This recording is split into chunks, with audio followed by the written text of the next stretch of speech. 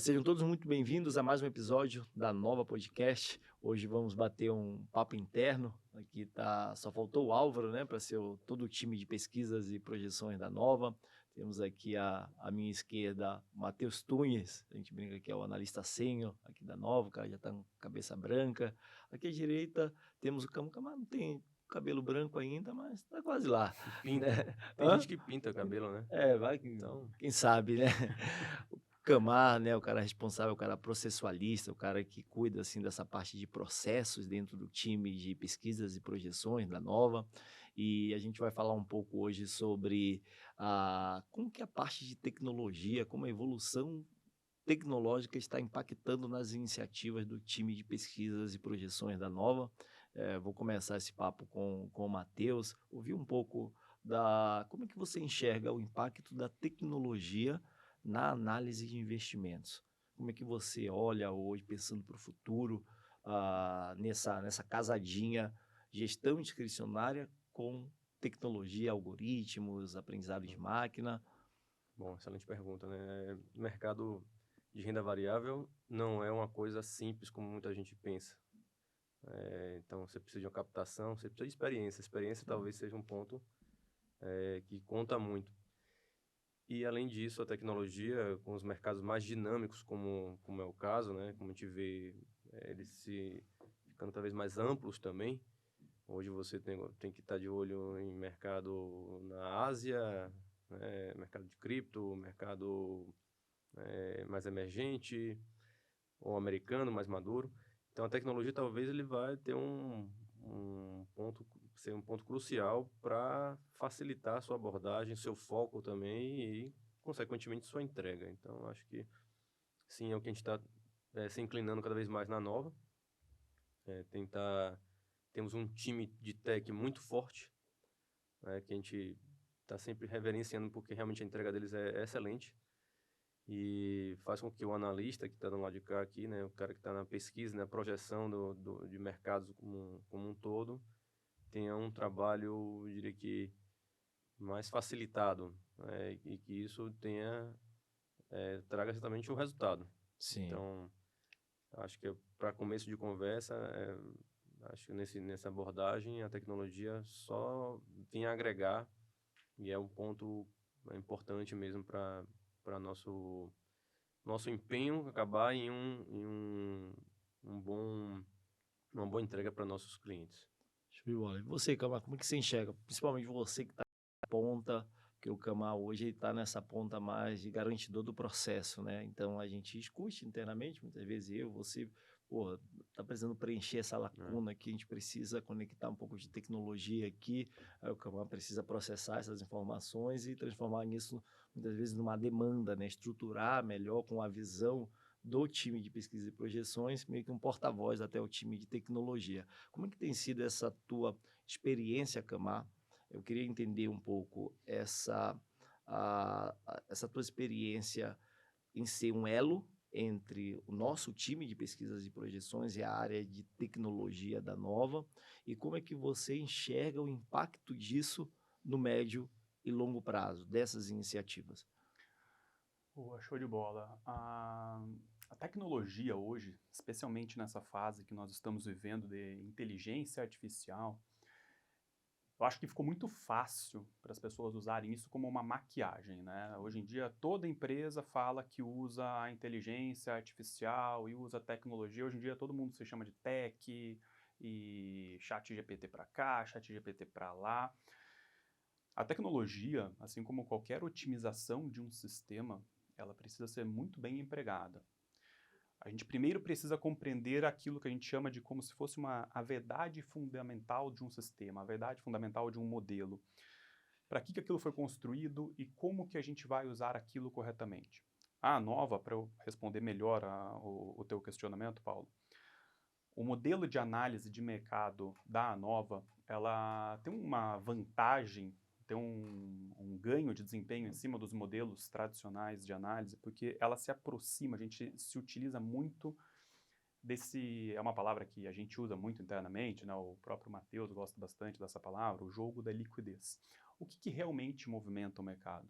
né? É aquele indicador bonitinho que tem lá no Profit, que todo mundo usa lá, o que cruzou a média móvel para cá ou para lá, ou são as movimentações dos grandes players institucionais, dos players de grande poderio financeiro?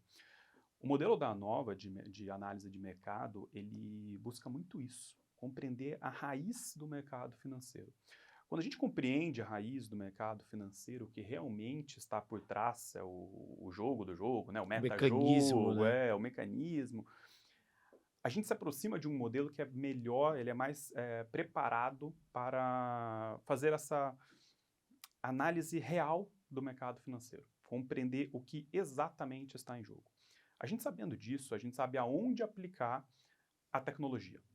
A gente pegar e falar de tecnologia, a gente falar de inteligência artificial, porque eu quero agora saber processar dados de cruzamento de linha de média móvel, ou fazer um cruzamento de um IFR com não sei o quê. É diferente de nós aplicarmos a inteligência artificial, o machine learning, o aprendizado de máquina, para processar dados de movimentações de players institucionais. Hoje, e aqui eu já me direciono de uma forma um pouco mais objetiva para o teu questionamento, hoje o time de pesquisas e projeções ele tem empregado uma energia muito grande em compreender tudo que a gente pode fazer para otimizar esse modelo. Esse modelo que já é muito robusto, mas que nós temos a compreensão que, como qualquer sistema, como qualquer modelo, você pode ter uma Constante Ferrari evolução. na sua mão. Você pode ter o carro que for. Daqui 6 meses, daqui 1 ano, a gente vai ter uma novidade, a gente vai ter um ponto de melhoria, a gente vai ter como crescer. A pessoa que discorda disso fala, não, pô, meu modelo está fechado. Meu modelo Tá fadado ao fracasso. esquece, esquece. Essa é a pior mentalidade, a mentalidade fixa, né? Aquela mentalidade engessada.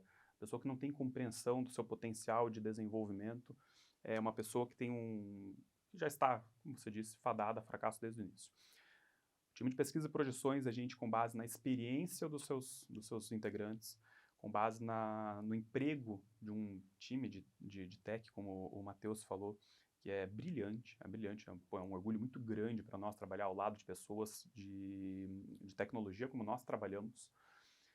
A gente une a experiência do mercado financeiro, a nossa cabeça, aquela leitura mais discricionária, e a gente, ao mesmo tempo, traz a tecnologia para otimizar esse modelo. A gente faz isso de uma forma hoje que está cada vez mais estruturada, mais sistematizada, para garantir que esses avanços eles sejam sempre a favor da nossa rentabilidade, para respeitar a nossa máxima, o nosso lema Gerenciar o interno, risco, né? né? Que a gente fala bastante. Primeiro a gente Né? gerencia risco, depois a gente ataca. O emprego da tecnologia hoje na Nova, dentro especificamente do modelo de análise, ela vem para isso, vem para desenvolver o nosso modelo, otimizar o nosso modelo. Não para ser um barulhozinho Que é hypando, o que todo mundo utilizam. da porta Felizmente para faz. fora da Nova, é o que todo mundo está fazendo. Todo mundo é inteligência artificial, todo mundo é tech. O resultado que é bom fica mais difícil, né? É isso. Tunes, aproveitando esse gancho, que no final das contas, tudo que a gente faz no dia a dia, tudo tem um foco no cliente, né? Tem que ter o foco final na ponta do cliente. Porém, é um grande desafio fazer aquele cliente, aquela pessoa que está sendo impactado por isso, ter a real compreensão, né, do esforço empregado e o como que isso pode gerar melhores resultados, pode ajudar a gerenciar melhores os riscos. Como é que tu enxerga hoje esse desafio de fazer o investidor que veio acostumado, você que passou por várias fases do mercado, né? Então Pois você é. pegou ali o boom das commodities, né? Na Lula 1, pegou subprime, pegou bolsa de lado ali antes do impeachment, pegando todas essas fases. Entendendo o nível de consciência, né? Assim, de colocar o nível, eu entendo que o investidor, pessoa física de hoje, não é o mesmo de 2016, como não é o mesmo de 2021. Porém, ainda um nível de conhecimento desses aspectos mais técnicos, que saem desse senso comum, ainda baixo. Né? Isso é um desafio para Na uma casa média, de né? análise que nem a nossa, que tem, assim, tipo, colocar várias iniciativas disruptivas. Né? O que a gente decidiu recentemente? Contratamos alguém que vem para modelagem de risco. Porra, um cara que vai ajudar o time de análise no desenvolvimento de modelos específicos só focado no risco.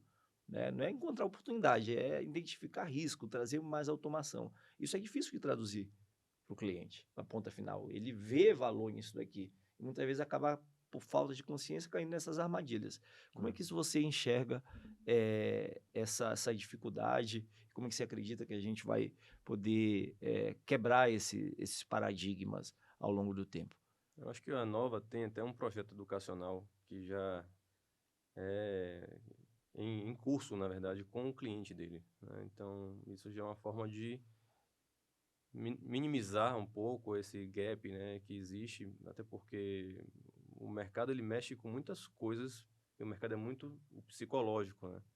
Então, tem um lado da ganância, tem um lado da fúria, tudo isso tem sido combatido. É óbvio que a gente preza por uma máxima no nosso modelo, que é os riscos primeiro. Eu diria que os riscos segundo. A gente podia começar a trabalhar dessa forma. Riscos primeiro, riscos segundo, no terceiro, no quarto, enfim. É almejar o lucro, lógico que a rentabilidade é o nosso foco também. E aos poucos ele vai entrando nessa vibe, porque ele vai compreendendo que faz sentido o que o modelo emprega, né? Então, no dia a dia, isso acaba entrando na percepção do nosso cliente, graças a Deus, né? À toa que eles continuam com a gente lá,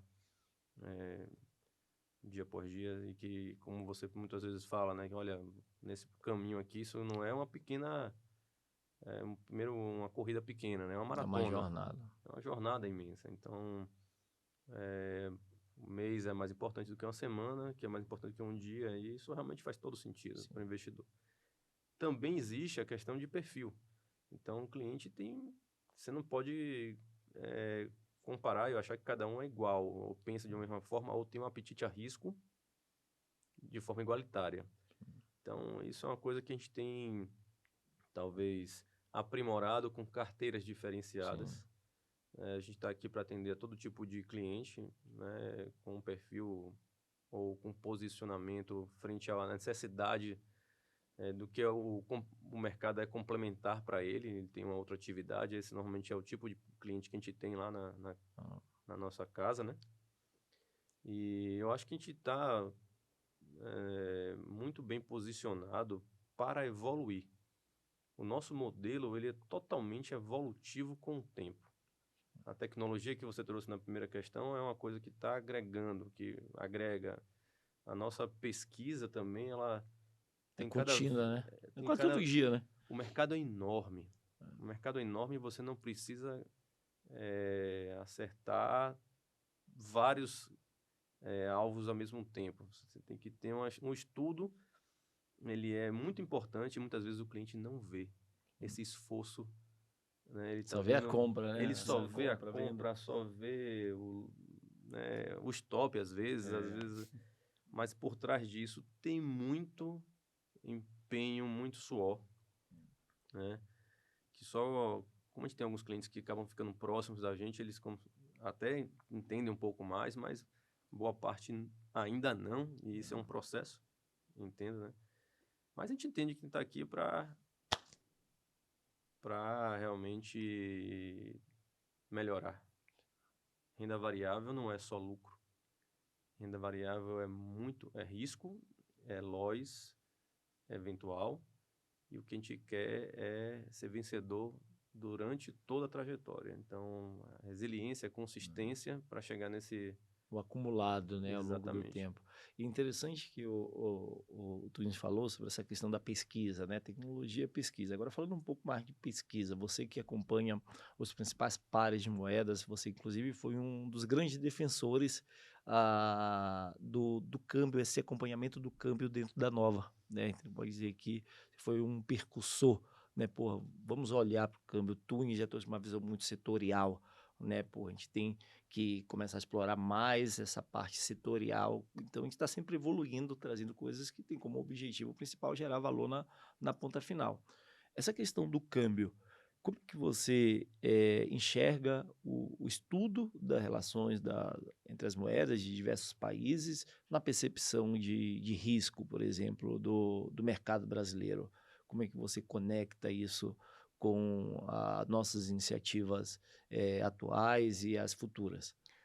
Veja, a pesquisa sobre câmbio, Paulo, ela é uma pesquisa que ela tem reflexo em inúmeras pontas.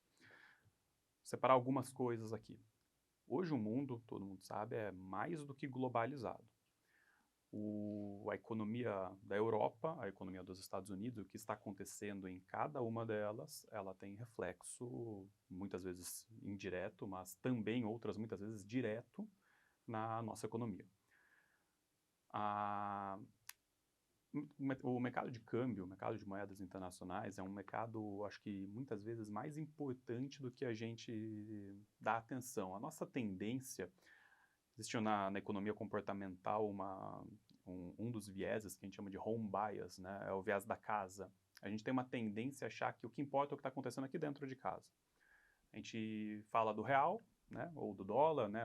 Da política, o preço do dólar, o Lula, e a gente, né? Fica naquela coisa assim meio engessada, meio tipo assim, o que interessa é isso aqui.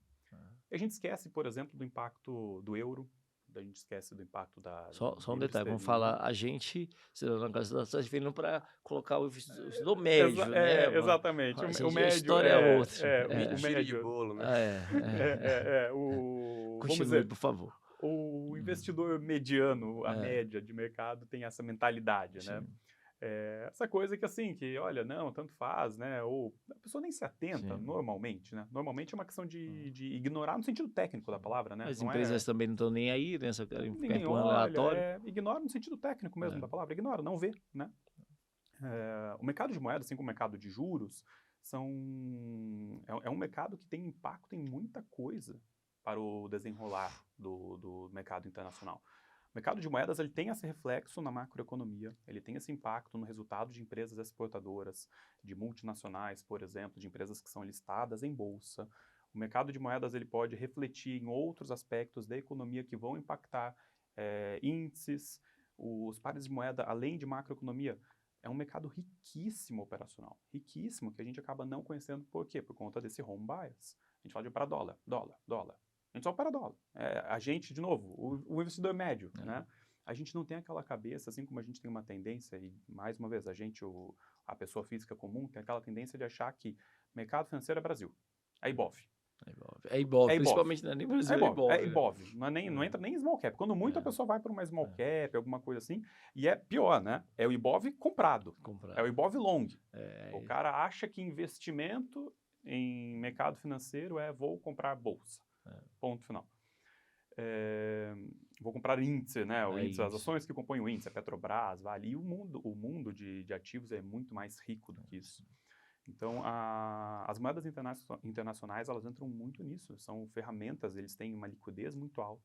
A gente consegue fazer um mapeamento da movimentação dos players institucionais muito cirúrgica por conta dessa elevadíssima liquidez. É um dos mercados mais líquidos do mundo. A gente consegue trazer um retorno muito, muito interessante para a carteira dos clientes, de uma forma que o risco é também muito tranquilo. É aquela brincadeira de movimentar um Titanic ou movimentar um barquinho, né? Um ativo que tem uma liquidez muito elevada, para ele dar uma chacoalhada, aquela volatilidade absurda, não é tão fácil, né, quanto um ativo que tem uma liquidez reduzida, né? Você chacoalhar o Titanic é mais difícil de você chacoalhar um barquinho, né? Então, as moedas, por exemplo, a nível de operacional, de trade mesmo, aquela coisa que a gente gosta, né? Além dos insights, né? Que se colhe para conectar com que a outras gente junta, por exemplo, vai juntando para, né? Que foi a primeira parte aqui da minha intervenção, é juntar a compreensão de como as moedas se conectam para entender macroeconomia, para entender o reflexo em índices, em empresas listadas em bolsa, a parte do trade. É um mercado assim que eu pessoalmente sou muito entusiasta e acho que a Nova faz muito bem em ser uma precursora desse movimento. É uma coisa que já temos hoje capacidade de operacionalizar tudo isso dentro do Brasil e os players do mercado financeiro, né, não fazem isso. E foi bom, você tocou no ponto dos juros, um grande defensor, né, do acompanhamento dos juros. Eu estou, inclusive, um trabalho recente que está sendo desenvolvido por você, por outro integrante do nosso time, que é o Álvaro, que não está participando desse episódio de hoje, tem um foco principal nos juros, né? No acompanhamento da movimentação institucional dos juros futuros, que o investidor médio, por conta de uma má doutrinação do que de fato impacta no resultado final, acredita, tem nem Não sabe ideia, nem, né? Só sabe, os é juros para o Selic, brasileiro médio é talvez. Selic, né? É. Como é que você enxerga a penetração desse entendimento do posicionamento dos grandes participantes institucionais nos juros futuros e como hoje você conecta isso dentro do time de análise, hoje as tuas iniciativas voltadas nessa frente? Conta um pouco para a gente Os sobre juros, isso. sem dúvida, eu sou muito fã dessa pesquisa constante sobre os juros futuros, né? O investidor médio, ele costuma estar de olho no Copom, no que a Selic está trazendo como informação, e isso é muito pouco. É muito pouco para te dar um direcionamento de mercado e levar você a uma execução correta. É óbvio que a gente não se apega somente aos juros como correlação, mas na minha visão, eu acho que talvez o juros seja o que mais traz um nível de facilidade para sua abordagem no mercado. E a gente não está esquecendo das outras correlações. A gente continua no nosso setor de pesquisa e projeções, analisando seja minério, seja commodity, seja outras moedas, né, seja o mercado americano, e isso tudo vai agregar. Mas, assim, o que eu tenho observado através de evidências, inclusive, que é uma outra evolução que eu acho que a gente está trazendo no modelo aqui, é sair da zona do viés, que é muito fácil você ficar preso ao seu viés, ao achismo, e ir para uma parte de evidências do que o mercado realmente está, como ele está se movendo, focando inclusive nessa peça principal, peça do juros futuro.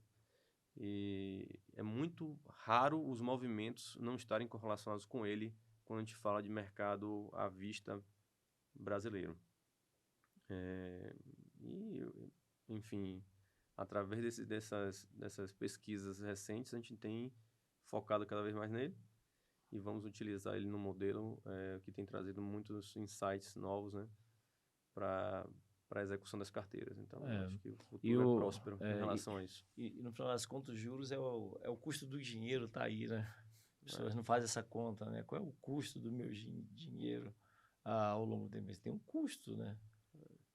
Não tem para onde fugir. E aonde é que eu vou medir esse custo? Eu vou projetar esse custo, né? E a gente pode, inclusive, pegar um exemplo claro, recente, indo para mercado, aprofundando o mercado, quando a gente teve agora, inclusive, a manutenção, depois de um ano de cortes de juros de 2024, né, no corte Selic. Essa é a primeira vez que a gente tem a manutenção. Então, se você vem de um corte, você vem de uma ideia de melhora para o mercado à vista, né? E isso aconteceu em alguns prazos, em alguns momentos do nosso mercado. Quando você vem em uma pausa, você inicia uma pausa, você pensa numa coisa desastrosa. E o que a gente teve foi uma repercussão positiva. Você tem no mercado, nesse exemplo, desses últimos 2, 3 dias, né?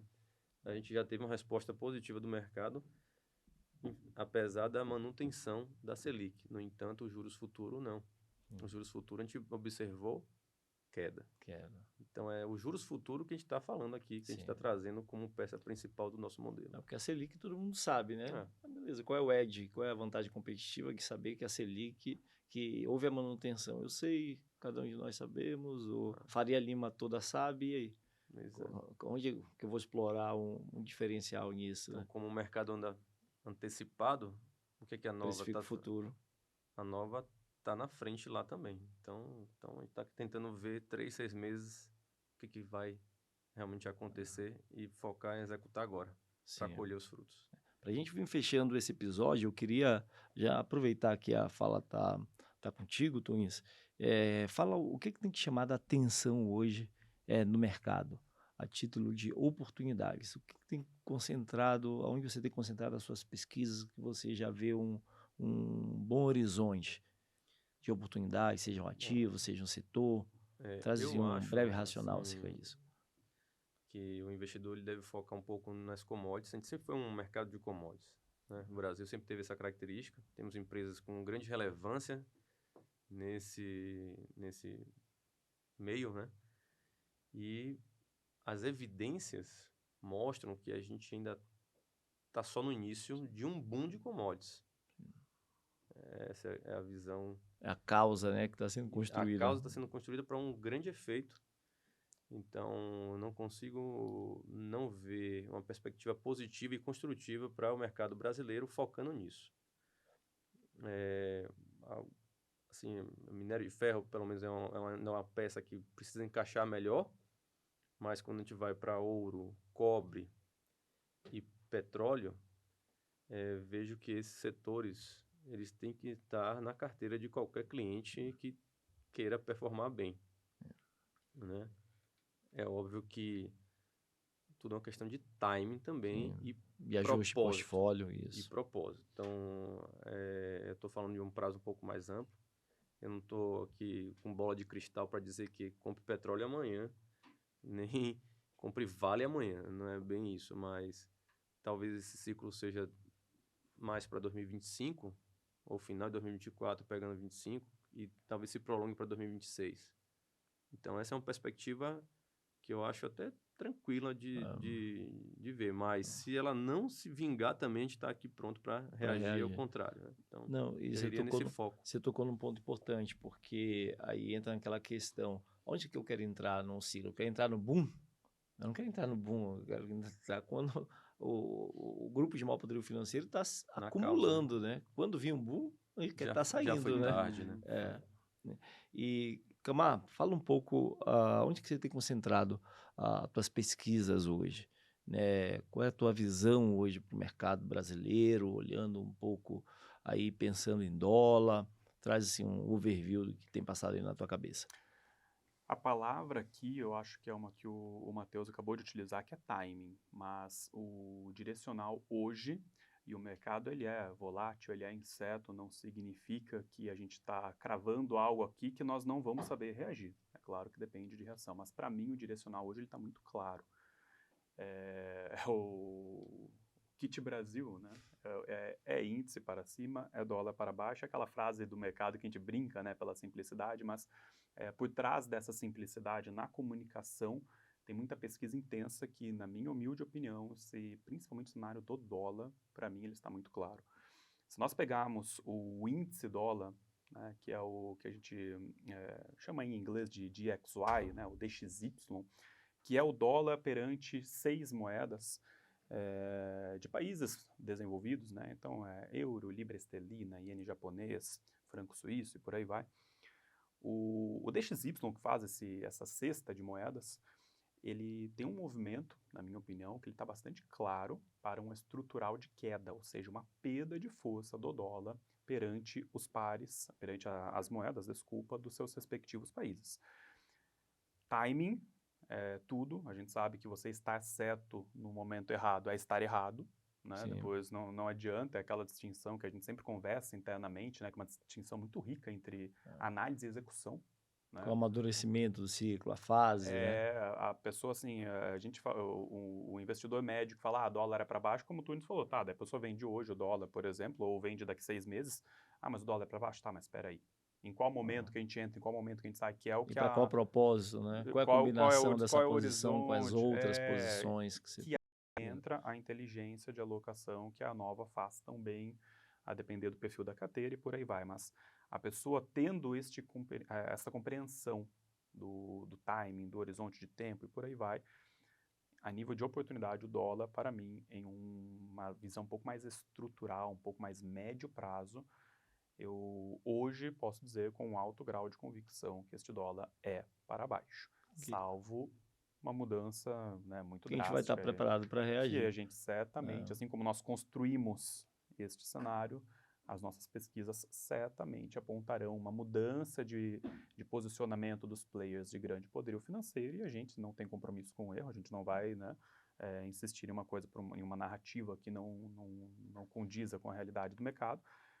A gente vai saber se movimentar, mas hoje dólar é um estrutural para baixo. E isso se conecta muito com a visão de commodities, né? Assim, a gente olha questão da correlação, né? Sim. Correlação histórica de commodities com o dólar, ela é negativa, Ela é negativa. né? Então, tipo, como Historicamente, você ela é falou, negativa. pô, o dólar pode ceder um pouco, a gente está com essa visão, né, de curto prazo, o dólar vai ceder, depois pode voltar a subir final do ano, e em 2025 iniciasse uma queda estrutural e que calha com A alta da commodities. o boom das commodities, né? Eu deixando assim um pouco também aqui da minha visão, eu tenho olhado muito para commodities, principalmente para Vale, quando eu olho assim, Vale, toda essa estrutura que ela formou aí nos últimos anos do Covid, recuperou, travou, né? Assim no topo. A Gerdau, CSN, isso daqui é uma acumulação, uma distribuição. Eu e o Tunes, inclusive, já conversamos bastante sobre isso, né? E hoje está muito claro que é uma grande reacumulação. Pode ter um trap, romper o fundo ali, que acaba estopando muita gente. Eu olho para a Vale hoje, tipo assim, meio que do curto prazo, tá na beira de barranco, porque se dá um empurrãozinho ali abaixo daquele fundo anterior, o institucional local, quem está comprado, né, que não tem convicção, que não sabe do jogo da liquidez, começa a estopar. Uma Aí o dinheiro cascata, troca né? de mãos, capitula, e em 2026 a gente vai embora, decola e fica muita gente chupando o dedo porque não entende o que é um ciclo de reacumulação. E o mais legal, para vir fechando essa fala de vocês, que é isso que torna o nosso time competitivo, né? A capacidade de conectar essas informações. Então, o Camar está vendo o dólar para baixo. Ele tem uma série de pesquisas que embasam ele. Tem um estudo de correlação, tem um pouco de tecnologia. Você está acompanhando a parte setorial, está acompanhando Vale, Petrobras, está acompanhando papéis do exterior que nós discutimos esses dias, que estão ligados a commodities. Uma coisa tem que casar com a outra, né?